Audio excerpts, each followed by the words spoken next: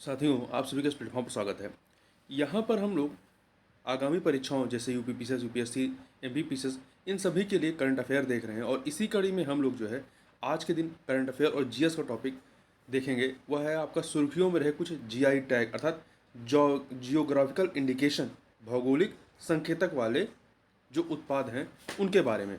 तो देखिए, अभी कुछ समय पहले सरकार ने देश भर के 9 उत्पादों को जीआई टैग प्रदान किया था। अब 9 उत्पाद कौन से हैं उसको अभी हम लोग देखेंगे, परंतु अभी लेटेस्ट जो खबर ये थी कि उत्तर प्रदेश के जो है 11 11 उत्पादों को जीआई टैग दिया गया है। अब ये 11 उत्पाद कौन से हैं तो थोड़ा देखते हैं। देखिए, इनमें से 4 जो हैं आपके उत्पाद, उसमें एक है आपका बनारसी पान, दूसरा है बनारसी लंगड़ा आम, तीसरा है रामनगर भंटा, ये बैगन की प्रजाति है, और चौथा है चंदौली का आदम चीनी चावल। तो 4 उत्पाद तो ये हो गए। इसके अतिरिक्त जो उत्तर प्रदेश में वन डिस्ट्रिक्ट वन प्रोडक्ट का जो प्रोग्राम चलाया जा रहा है, उसके तहत 7 प्रोग्राम नहीं, वन डिस्ट्रिक्ट वन प्रोडक्ट वाला जो कार्यक्रम है, तो 7 ऐसे वन डिस्ट्रिक्ट वन प्रोडक्ट को भी जो है जीआई टैग दिया गया है। अब ये 7 कौन से हैं? तो इसमें एक है मुजफ्फरनगर का गुण, दूसरा है बिजनौर का नगीना कढ़ाई कटाई, ठीक है, लकड़ी की कटाई। तीसरा है संत कबीर नगर बखिरा पीतल बर्तन। चौथा है प्रतापगढ़ का आंवला। पांचवा है बांदा जिले का सजर स्टोन कला, ये कलरफुल पत्थर होते हैं। इसके अतिरिक्त हाथरस का हींग, अलीगढ़ का ताला। तो ये कुल मिला के 11 हो गए। तो 11 जीआई टैग दिए गए हैं उत्तर प्रदेश के। तो अभी ये लेटेस्ट है, ठीक है। तो इस प्रकार आप देखें, भारत में जीआई टैग के उत्पादों की कुल संख्या यहाँ 432, पुराना इसमें 11 आप ऐड कर देंगे तो ये 443 हो जाएगा। मतलब 443 से अधिक जो है प्रोडक्ट को जीआई टैग दिया जा चुका है। और यहाँ सबसे महत्वपूर्ण आपके लिए ये है कि सबसे अधिक जीआई टैग प्राप्त शीर्ष 5 राज्य कौन से हैं। तो पहले नंबर पे कर्नाटक है, दूसरे पे तमिलनाडु, तीसरे पे केरल है और उत्तर प्रदेश चौथे नंबर पे है, महाराष्ट्र पांचवें पे है। तो ये क्रम आपको याद रखना है कि पहले पे कर्नाटक, दूसरे पे तमिलनाडु, तीसरे पे केरल, चौथे पे उत्तर प्रदेश और पांचवें पे महाराष्ट्र है। अब यहाँ पर जो 9 प्रोडक्ट हैं जिनको कुछ समय पहले जीआई टैग दिया गया था, वो उसमें आपका असम का गमूसा या गमूसा गमछा है, तेलंगाना का तंदूर अरहर है। इसके अतिरिक्त केरल के आपके 5 प्रोडक्ट हैं। उन्ना टुकारा एलू, ये तिल है। कोडू कोडू गल्लूर पुट्टू बेलेरी, ये स्नैप मेलन है, जैसे लौकी होता है, लौकी की एक प्रजाति होती है ये। इसके अतिरिक्त कतल्लूर वटा वड़ा बेलू थुल्ली, ये लहसुन की प्रजाति है। इसके अतिरिक्त अट्टा पड्डी अट्टू कुंबू अवरा, ये फली है। और अट्टा पड़ी तुआरा, ये लाल चने की प्रजाति है। इसके अतिरिक्त महाराष्ट्र के 2 अलीबाग के सफ़ेद प्याज और पुरंदर अंजीर। तो ये 9 प्रोडक्ट ऐसे हैं जिन्हें कुछ समय पहले दिया गया है। इसके अतिरिक्त कुछ अन्य जो महत्वपूर्ण है जिनके बारे में आपको पता होना चाहिए, तो वो है लद्दाख का रक्से कार्पो एप्रीकॉट खुबानी, और जम्मू कश्मीर का कश्मीरी पश्मीना है, बिहार का मिथिला मखाना है। अब थोड़ा सा जीआई टैग के बारे में बात करें तो जीआई टैग मतलब इसका फ़ायदा क्या है या होता क्या है। तो यह एक प्रकार का ऐसा संकेतक है जो किसी उत्पाद की पहचान उसकी विशिष्ट भौगोलिक उत्पत्ति से जोड़ता है। विश्व व्यापार संगठन डब्ल्यूटीओ के सदस्यों के अधिकार क्षेत्र या उनके राज्यों या प्रांतों के भीतर किसी स्थानीय इलाके के उत्पादों को जीआई टैग दिया जा सकता है।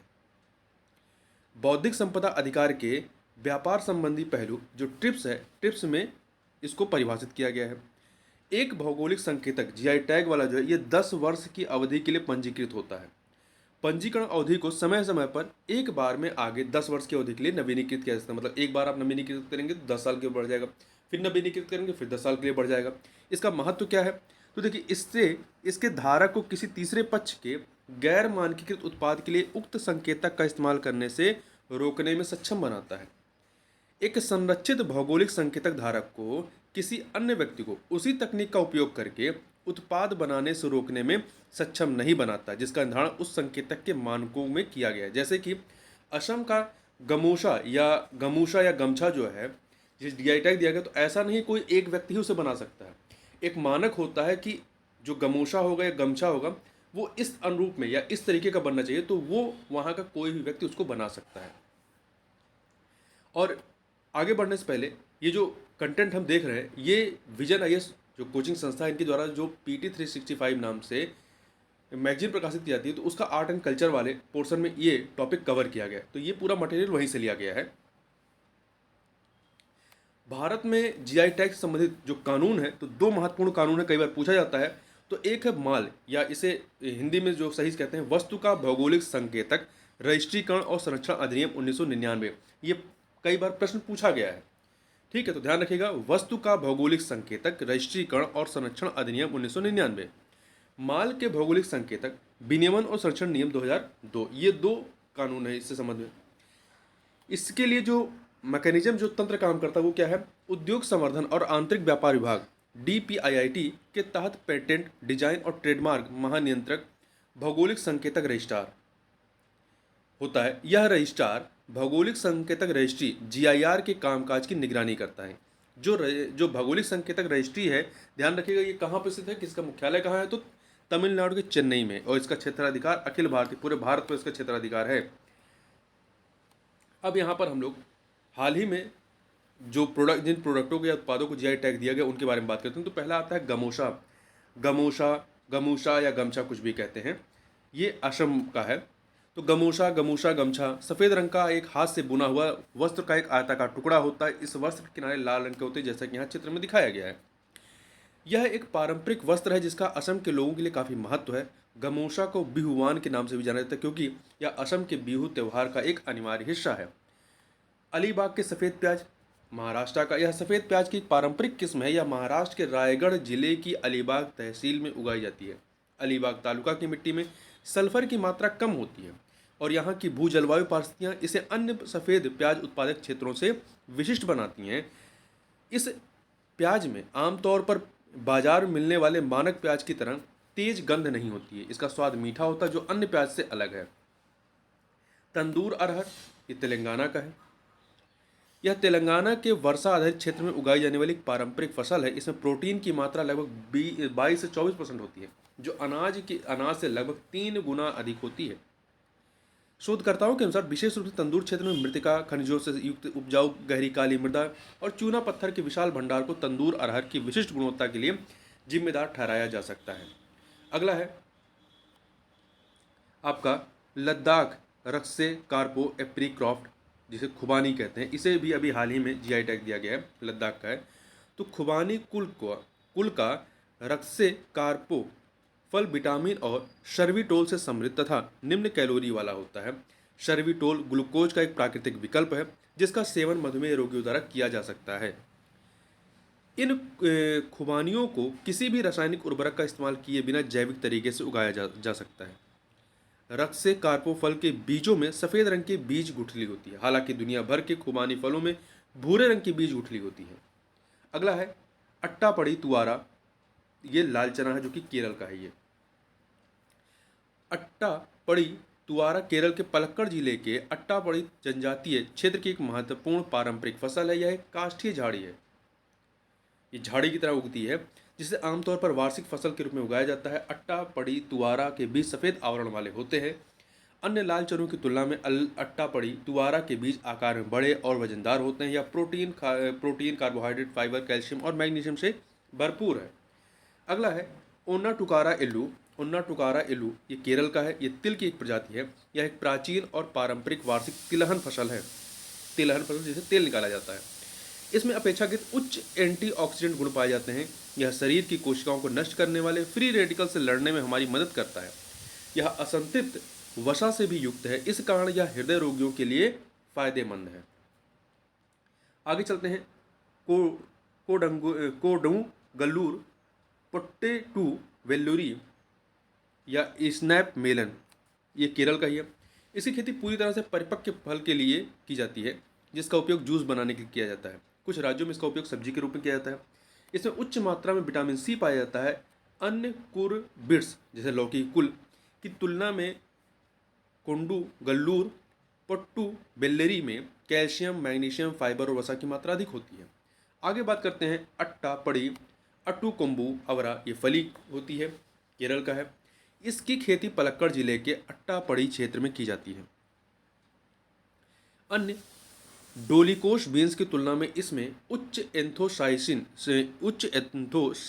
सामग्री पाई जाती है जो इसके तने और फलों को बैंगनी रंग प्रदान करती है। एंथोसाइनिन में मधुमेह निवारक गुण पाए जाते हैं या हृदय रोगों से बचाता है। इसके अलावा इसमें कैल्शियम, प्रोटीन और फाइबर की भी उच्च मात्रा होती है। अट्टापड़ी अट्टू कोम्बू अवरा की उच्च फेनोलिक सामग्री कीट और रोगों के खिलाफ प्रतिरोध क्षमता प्रदान करती है। इससे फसल जैविक खेती के लिए उपयुक्त हो जाती है। इससे फसल जो है जैविक खेती के लिए उपयुक्त हो जाती है। अगला है कतलूर वट्टा वड़ा बेलुथुल्ली, केरल का। ये लहसुन की प्रजाति है। इसकी खेती इडुक्की में की जाती है। इडुक्की जो जिला है केरल का, वहाँ पर की जाती है। इसमें उच्च मात्रा में सल्फर, फ्लेवोनाइड्स और प्रोटीन मौजूद होते हैं। यह एलिसिन से भरपूर है जो सूक्ष्म जीवों के होने वाले संक्रमण, ब्लड शुगर, कैंसर, कोलेस्ट्रॉल, हृदय रोगों और रक्त वाहिकाओं की क्षति आदि के खिलाफ प्रभावी है। सुर्खियों में रहे अन्य टैग की बात करें, जीआई टैग की, तो इसमें एक आता है बनारसी पश्मीना। खादी और ग्रामोद्योग आयोग ने वाराणसी में बनारसी पश्मीना लॉन्च किया। यह पहली बार जब पश्मीना उत्पादों का उत्पादन लेह, लद्दाख और जम्मू कश्मीर के क्षेत्र से बाहर किया जा रहा है। देखिए, चांग थांगी या पश्मीना बकरियों को अत्यधिक महीन कश्मीरी ऊन के लिए पाला जाता है। इसे एक बार बुने जाने के बाद पश्मीना के नाम से जाना जाता है। चांग थांगी या पश्मीना बकरी लद्दाख के बहुत अधिक ऊंचाई वाले क्षेत्रों में स्थानिक विशेष बकरी प्रजाति है। इसका चांगपा नामक घुमंतू समुदायों द्वारा पालन किया जाता है। कश्मीर पश्मीना को भौगोलिक संकेतक या जीआई टैग दर्जा प्राप्त है। वहीं मिथिला मखाना के बारे में बात करें तो हाल ही में केंद्र सरकार ने बिहार के मिथिला मखाना को जीआई टैग प्रदान किया गया है कि यह इससे किसानों को उनकी उपज का अधिकतम मूल्य प्राप्त होगा। मिथिला मखाना को बिहार मखाना के नाम से भी जाना जाता है। यह जलीय मखाने की किस्म है। ये प्रोटीन और फाइबर से भरपूर होते हैं। इसके अलावा इसमें मैग्नीशियम, कैल्शियम, फास्फोरस और आयरन जैसे विभिन्न सूक्ष्म पोषक तत्व भी पाए जाते हैं। प्रसिद्ध रूप से मैथिली ब्राह्मणों के द्वारा कोजगरा पूजा के दौरान इसका सेवन किया जाता है। इसकी खेती बिहार के मिथिला क्षेत्र और नेपाल के कुछ हिस्सों में की जाती है। पुरंदर अंजीर के बारे में बात करें तो पुणे जिले के पुरंदर तालुका से पहली बार ताजे अंजीर का निर्यात किया गया है। महाराष्ट्र के पुणे जिले के पुरंदर तालुका से। पुरंदर की शुष्क दोमट मृदा अंजीर की खेती के लिए आदर्श होती है। पुरंदर में पर्याप्त धूप तथा हवा और मृदा में मध्यम नमी के साथ शुष्क या अर्धशुष्क स्थितियां होती हैं जो इसे अंजीर की खेती के लिए आदर्श बनाती हैं। मैप में ये फोटो आप देख सकते हैं। पुरंदर अंजीर की विशेषता क्या है? इसमें लगभग 80% पल्प होता है, मतलब गुदा होता है। यह स्वाद में मीठा, कम अम्लीय और उच्च TSS कुल घुलनशील शुगर वाला होता है। हालांकि अंजीर की कम सेल्फ लाइफ इसकी निर्यात क्षमता को बाधित करती थी। आगे बात करते हैं काला नमक चावल के बारे में। तो भारतीय कृषि अनुसंधान संस्थान IARI ने काला नमक चावल की 2 बौनी किस्मों का सफलतापूर्वक विकास किया है। इसका नाम क्या है? पूषा नरेंद्र काला नमक 1638 और पूषा नरेंद्र काला नमक 1652। ये किस्में लॉजिंग की समस्या का समाधान करती हैं। अब लॉजिंग क्या होता है? तो लॉजिंग खेत में अत्यधिक जलभराव और तेज हवा के कारण तने के टूटने से फसल को झुक जाना या गिर जाना है। तो चूंकि ये बौनी किस्म है तो इनके टूटने या गिरने का खतरा कम रहता है। काला नमक चावल के बारे में बात करें तो इसे बुद्ध चावल के रूप में भी जाना जाता है। काला नमक एक सुगंधित, एक असमान काले भूसी के साथ बेहतरीन और छोटे दानों वाले चावलों में से एक है। यह आयरन और जिंक जैसे सूक्ष्म पोषक तत्वों से भरपूर है। चावल की यह किस्म अल्जाइमर को रोकने में भी मदद कर सकती है। वर्ष 2013 में इसे भौगोलिक संकेतक या जीआई टैग प्रदान किया गया था। निकोबारी होदी तो ये एक नाव का एक प्रकार है। ठीक है, ध्यान रखिएगा, ये नाव का एक प्रकार है। अंडमान और निकोबार ने पहली बार अपने किसी शिल्प के लिए भौगोलिक संकेतक दर्जा प्राप्त करने हेतु आवेदन किया है। यह आवेदन निकोबारी होदी शिल्प के लिए किया गया है। निकोबारी होदी के बारे में बात करें तो होदी निकोबारी जनजाति का पारंपरिक शिल्प है। यह एक छोटी हल्की नौका और ट्रिगर डोंगी है। यह नौकाबार द्वीप समूह में सामान्य रूप से प्रचलित है। होदी को या तो स्थानीय रूप से उपलब्ध वृक्षों या आसपास के द्वीपों से लाए गए वृक्षों की लकड़ी से बनाया जाता है। इसका डिजाइन एक द्वीप से दूसरे द्वीप में थोड़ा अलग होता है। इसका उपयोग लोगों और सामानों को एक द्वीप से दूसरे द्वीप ले जाने, दौड़ प्रतियोगिता आदि के लिए किया जाता है।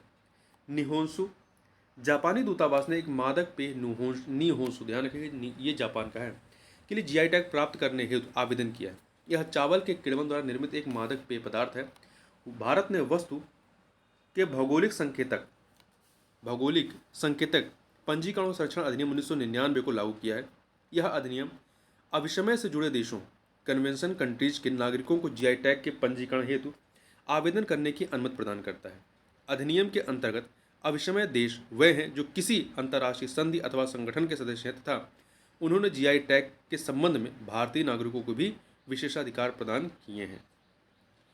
तो इस प्रकार से इस वीडियो में बस इतना ही। मिलते हैं नेक्स्ट वीडियो, तक के लिए बहुत बहुत धन्यवाद।